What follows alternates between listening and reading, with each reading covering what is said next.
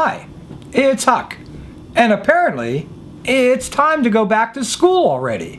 Now, at my age, I don't usually pay attention to that sort of thing anymore, but when you see women coming out of their homes belting out show tunes or doing cartwheels down the street, that's pretty hard evidence to ignore. Now, I know for most of you kids out there, this comes as some really awful news. The end of summer. And don't let that initial feeling of welcome anticipation throw you. You know, the feeling you get a week or so before school starts, that some kids mistake as a desire to get back in the classroom. It's kind of like when you think you're really hungry, until there's a plate of food in front of you, and you realize that your eyes were bigger than your stomach. Or maybe it was just the thought of all those back-to-school shopping sprees you're going to take now. You know, getting all the clothes and shoes that you've wanted all summer, but your parents refused to buy until school started. But either way, whatever all that excitement was about, I can pretty much guarantee it will leave about as quickly as your first big homework assignment arrives. Returning to school means a return to those early curfews each night. It means a return to those week-long proficiency tests and all the studying that leads up to them. It means a return to those lousy school computers with more restrictions and filters than the Department of Defense uses on their ICBMs. Yeah, school sucks. Now, if you're one of those few kids who actually likes going back to school, and I can only think of two types of kids that applies to, well, let's face it, you've got issues. You're either one of the top jocks in school, itching to return to all that adoration from kids who pretend that they look up to you, when in reality they only fear the consequences if they don't. Or you're one of those straight-A students who just got done spending the entire summer poring over a huge reading list of books that you had to read, and finally you get a chance to tackle some of your other best-loved subjects. No, I'm sorry, but just the thought of having to get up so godforsaken early every morning, or standing out in the snow or the rain to catch the bus, or working on that lab experiment in class when everybody else can get it done successfully except for you and your Bozo the Clown partner. Or that cute girl in class who, after you pass her your little love note, she laughs at it, hands it to the big dude sitting behind her, who then threatens to kick your ass after school. Oh, sorry. Random memory there. About the only aspect of school that's really worth looking forward to is that it also happens to usher in the start of the high school football season. And unfortunately, if you live outside of the United States or parts of Canada, you don't even have that to look forward to. Now, the great thing about high school football is that it really doesn't matter whether your team is any good or if they're lousy. I mean, generally, if your team is really good, then you have a league title, playoffs, maybe even a state championship to look forward to and to gloat over for the rest of the school year. And if your team really sucks, well, students attending those schools just tend to pay a lot more attention to the social aspects of game night. They have a different type of scoring in mind, if you know what I mean. But even football doesn't help much in the classroom, I'm afraid. So I thought maybe I could provide you with just a few tips to help you get through some of the more common school-related hassles you're likely to find this year. The first tip has to do with cell phones.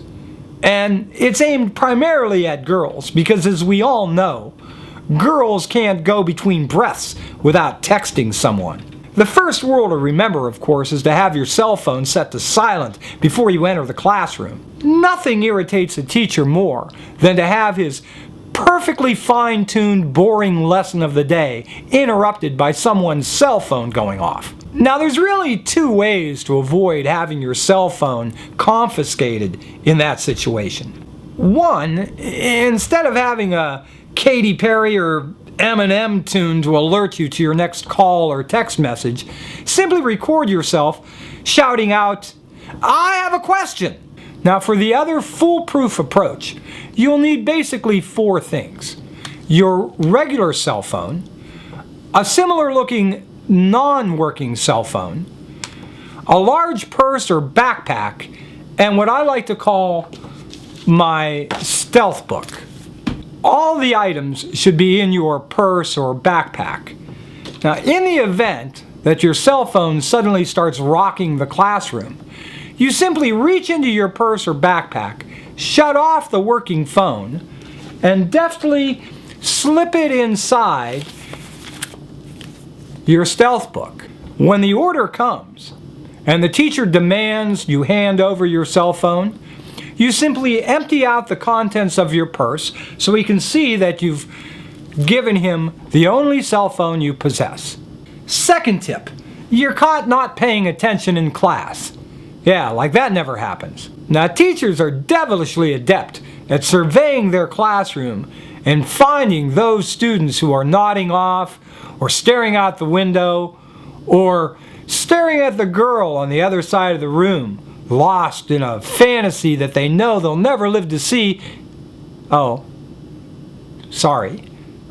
Another random memory. Anyway, as you know, teachers never worked harder on anything back in their college days than they did on mastering those cruel, sadistic, sarcastic, ridiculing comments that they use just in those very situations. It usually goes something like this. Mr. Finn, planet Earth to Mr. Finn, I realize my lesson can't possibly compare to Miss Johnson's allure.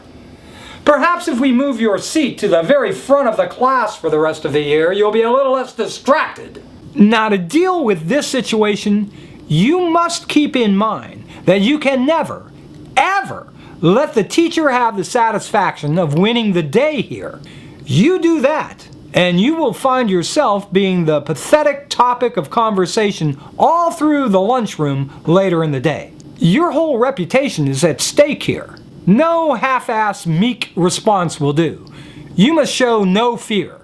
When you hear your name called very sternly, you must try very hard not to react abruptly. Instead, bang your ear a little bit with your palm, stare up into the ceiling, around the room, and allow your eyes slowly to focus on the teacher straight ahead.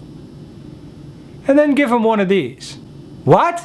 Now, whatever the teacher's response, it really doesn't matter. What does matter is what you do in the next few seconds, and it must include a very panicked look on your face. I suggest something to the effect of saying, "What? My ears have been ringing all day. I can't hear anything. I can't hear. I've got to go to the nurse." And with that, promptly get up from your desk and leave the room. Miraculously, your hearing will be restored by the time you get to the nurse's station. Now, the teacher may not buy it, but what's important is that you have completely defanged his biting remarks, and you've now put him on the defensive. You'll still be the topic of conversation, but the teacher will be the pathetic one, and rightly so. Finally, my last piece of advice is to resist buying anything to wear to school that really stands out too much. Lots of stuff looks really cool at the mall, but the truth is, if you say to yourself, "Wow, no one will be wearing that at school," well, there's probably a reason for that.